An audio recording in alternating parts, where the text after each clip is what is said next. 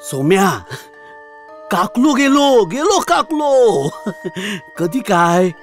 आज सकाळीच. मलाही ऐकून तसं काही फार दुःख झालंच नव्हतं. उलट दाम्यासारखा आनंदच झाला होता.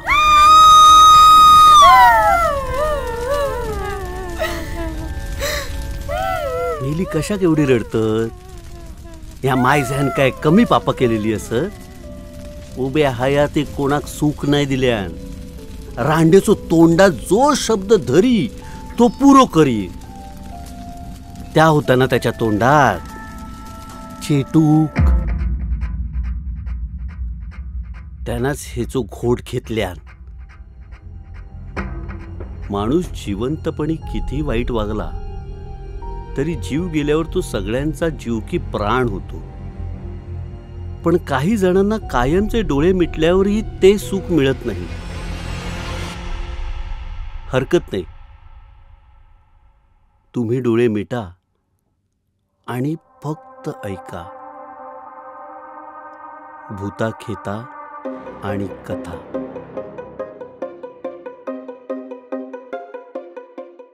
मी सोहम. आम्ही तळकोकणातल्या वेंगुर्ले गावचे. झालं असं की वडिलांच्या लहानपणीच त्यांचे आई वडील वारले. सगळी भावंड आई बापाच्या मायला पोरकी झाली. तेव्हा हा काकला म्हणजे माझा मोठा काका ढासळणाऱ्या घराचा भक्कम खांब झाला. 15-16 वर्षाच्या कोवळ्या वयात सगळी जबाबदारी त्यानं आपल्या खांद्यावर घेतली आणि भावंडांचा सांभाळ करू लागला. एवढ्या भावंडांचा सांभाळ करण्यासाठी काकल्यानं जीवाचं रान केलं. तो कधी कोणाकडे घरगडी राहायचा, कुठे मजुरी करायचा, लोकांची गुरंढोरं सांभाळायचा. एक वेळ स्वतः उपाशी राहायचा, पण भावंडांना 2 घास भरवल्याशिवाय स्वस्थ नाही बसायचा. ऐकायला निस्वार्थी प्रेमाची कथा वाटत असेल ना तुम्हाला? पण नाही, या जगात निस्वार्थी असं काहीच नसतं. प्रत्येकाची इच्छा असतेच की आपल्याला आपण केलेल्या बदल्यात काहीतरी मिळावं, आणि मिळत नसेल तर ते ओरबाडून घ्यावं. एकट्याने किंवा कुणाच्या तरी साथीने. मग ती साथ भूताची का असेना. भावंड मोठी झाली तसा काकल्या शेत जमीन खंडानं घेऊ लागला. आंब्याच्या बागा करारावर घेऊ लागला आणि तिथे भावंडांना कामाला नेऊन राबवू लागला. त्यातून काकल्याला पैसा मिळू लागला, मान मिळू लागला. त्याच्या वागण्या बोलण्यात मीपणा येऊ लागला. करतय तर मीच करतय, नाहीतर या भावंड का कोणी विचारला सुद्धा नसता. कामात काही चूक झाली तर भावंडांची आई बहीण काढायला पण मागे पुढे बघत नसे. त्याच्या या स्वभावाला कंटाळून आमचे वडील आणि इतर भावंड आपापला मार्ग शोधू लागली होती. त्यांना आपल्या आयुष्याचा विचार करायचा होता. पण काकल्याला हे पटणारं नव्हतं, कारण त्याचे हक्काचे मजूर काम सोडून गेले तर त्याला मिळणारा मान आणि येणारा पैसा दोन्ही कमी होणार होतं. आणि तसंच झालं. भांडण झाली, तंटे झाले, घराचे तुकडे पडले, चुली वेगळ्या झाल्या. त्यामुळे त्या हंगामात काकल्याला खूप नुकसान झालं. गावात त्याचं एकतर हसं तरी झालं किंवा चीतू झाली. काकल्या काहीसा खचला, एकटा पडला. पण अशातही त्याला गेलेली भावंड नको होती. त्याला हवा होता तो हरवलेला मान, माज आणि बदला. मग तो कुठल्याही मार्गाने. पण काकल्याने जो मार्ग धरला त्यावर त्याला भेटलं ते चेटू.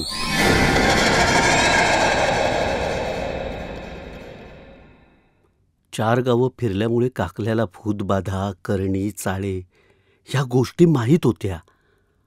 आता तो त्याच्या अजून आहारी जाऊ लागला होता. ह्याच नादात तो पोहोचला सैतानी पाख्यात. सैतानी पाखा म्हणजे 2 टेकाड्यांच्या मधली जागा, जिथे एक वर्षानुवर्ष सुकलेले तळं होतं, ज्याच्या मधोमध मातीने बांधलेलं घर होतं. त्याचं घर, चेटुकाचं घर. आणि दारावर बसलेला असायचा त्याचा पुजारी.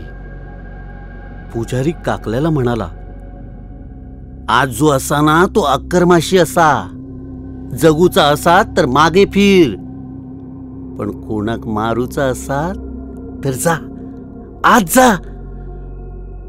कसलाही विचार न करता काकल्या सरळ आत गेला.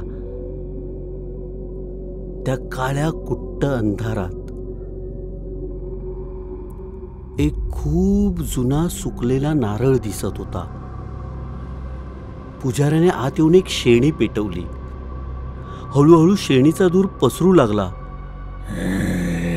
काय रे काकल्या, इलस इलस देवाची दारा बंद करून या सैतानाच्या पाक्या दिलस.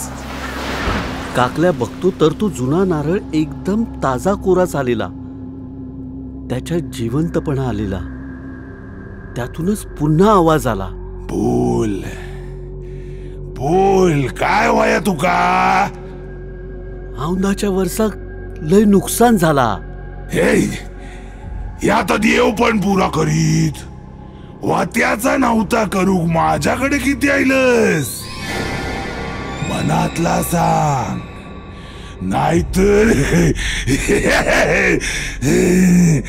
मान वयवा भावकीन माझ्या पायापर्यंत येऊक वया. आता कसो सैतानागत बोललस? मी खुश झाले मी. आजपासून तुझ्या जिभेवर मी वास करतले. तू जा बोलशील ता 3 दिवसात वतला. एवढा बोलता शेणी विजली. काकल्याला थोडा जडपणा जाणवला. काकल्या बाहेर पडला तर पुन्हा दारावरचा पुजारी म्हणाला, एक गोष्ट लक्षात ठेव, जोपर्यंत तुझ्या घरच्या देवावर, गाव मर्यादेवर बंधन असा तोपर्यंत ह्यो तुझ्या सोबत आ. पण ज्या वेळी त्याचा बंधन तुटतला आणि ते ह्याच्यावर येतले, त्या दिवशी ह्यो तुझ्या नरडीचो घोट घेतलो, कळला? काकल्या तिथून निघाला. पण पुजाऱ्याचे शब्द त्याच्या कानात घुमत राहिले, जे त्याने पाळले सुद्धा. पुढची 4-5 वर्ष काकल्याने घरात स्वतः देवबत्ती, पूजा अर्चा तर केली नाहीच, पण इतर कुणालाही घराच्या देवाचा गोंधळी घालू दिला नाही. हळूहळू काकल्याचे दिवस बदलू लागले. बागा फुलायला लागल्या. पैशांचे पाट वाहू लागले. लोकांच्या नजरेत त्याची श्रीमंती भरू लागली आणि त्याच्या मनात माज. कारण आता त्याच्या पाठीशी देव नसले तरी जिभेवर चेटूक होतं. गावात काकल्याच्या वार्ता वाऱ्याच्या वेगानं पसरू लागल्या. आणि त्यातली सगळ्यात महत्वाची गोष्ट म्हणजे काकल्या म्हणेल ते खरं होतं. एकदा त्याचं आणि बँकेच्या मॅनेजरचं कर्ज देण्यावरून भांडण झालं. काकल्या म्हणाला, मेल्या बँकेचो पैसो काय तुझ्या बापाचो नाय? मरो तुझा कर्ज आणि जळो तुझी बँक. आणि 3 दिवसातच बँकेत शॉर्ट सर्किट होऊन आग लागली. एका बागायतदाराला काकल्या हसत म्हणाला, आंब्याची कलमा माझ्यापेक्षा जास्त म्हणून उत्पन्न जास्त येत असा नाही. झाडांवर मोर पण टिकू हो. आणि 2 आठवड्यात त्याच्या आंब्याचा मोहर गळून पडला. पण इकडे बाकीच्या काकांची परिस्थिती डबघाईला येऊ लागली. त्यांची होणारी कामही होईनाशी झाली. दुसऱ्या काकाच्या मुलाचं लग्न ठरलं. घरात लक्ष्मी येणार म्हणून घर सुखवलं. पण मुलीकडचं अख्खं बिराड ज्या बसने येत होतं ते ॲक्सिडेंटमध्ये जागीच ठार झालं. कुणाची नोकरी गेली, कुणी आजारी पडलं. वाटोळं होऊ लागलं. जणू कुणी अदृश्य शक्ती होत्याचं नव्हतं करत होती. ह्या गोष्टीमुळे आम्ही सगळे पाटणकर हादरून गेलो. कुणालाच कळेना हे असं का होतंय. घाबरलेलं मन सगळ्यात आधी देवाचा धावा करतं. तसंच कुणीतरी म्हटलं, ह्या सगळ्यांना नवस राहिलो हा त्याच्यामुळे झाला. कोणी म्हणे, नाही ह्यो करणीचो प्रकार हा. तर मध्येच कुणीतरी म्हणालं, अरे इतकी वर्ष आपण देवाचो गोंधळ नाही घातलेलो. आणि सगळ्यांचे कान टवकारले. सगळ्यांना ते पटलं. तसा या गोष्टींवर माझा विश्वास नव्हता, पण पुढे आलेला अनुभव काहीतरी वेगळंच सांगून गेला. माझ्या वडिलांनी पुढाकार घेतला आणि मोठा भाऊ म्हणून गोंधळाचं काकल्याला सांगितलं. मला तो दिवस अजूनही आठवतोय.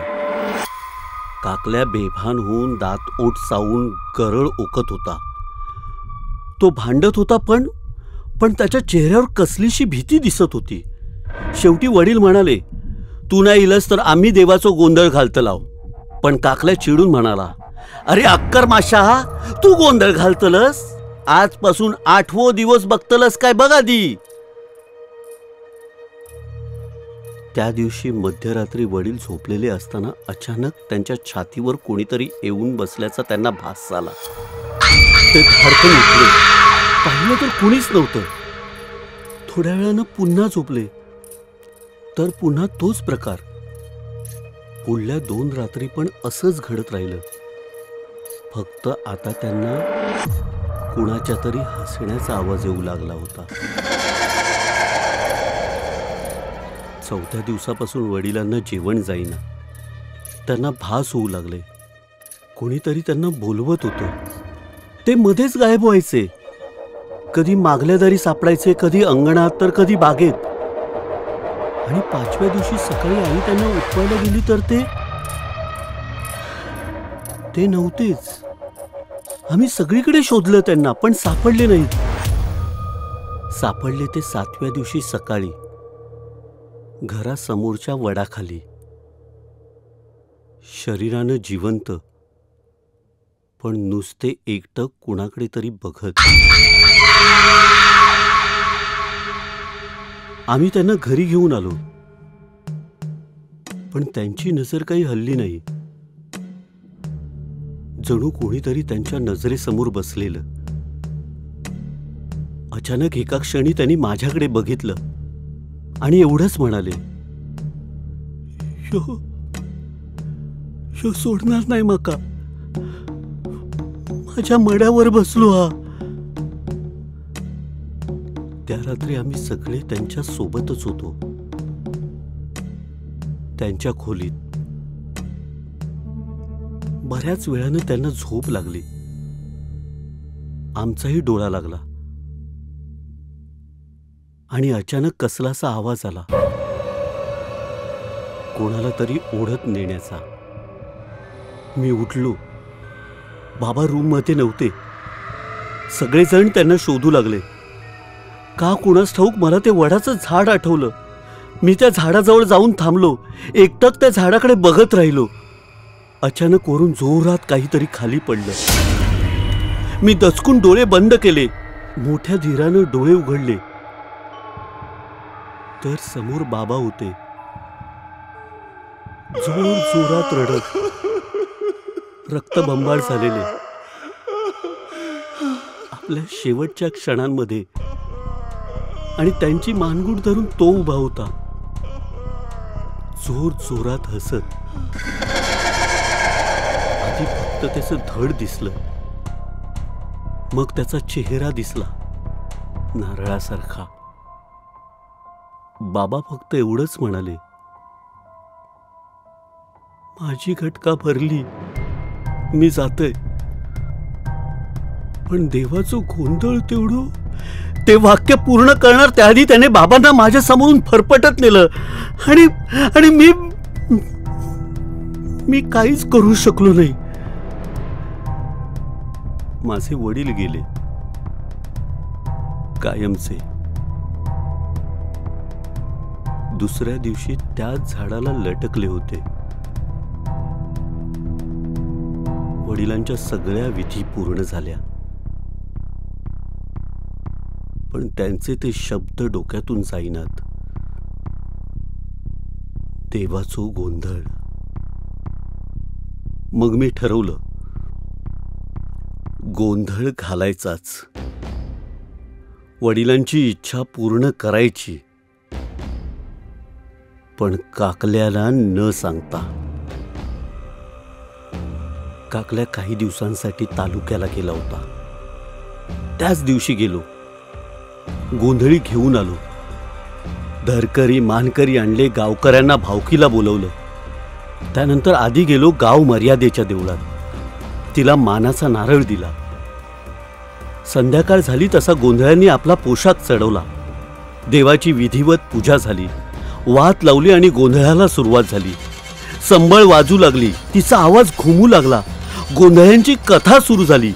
चैतन्याचं वातावरण निर्माण झालं आणि आता देवाची आरती करायची म्हणून धूप पेटवला. तेवढ्यात कसा कोण जाणे काकल्या तिथे हजर झाला. तो काही बोलणार त्याआधी त्याचे डोळे फिरले आणि त्याच्याच उघड्या तोंडून एक वेगळा आवाज ऐकू आला.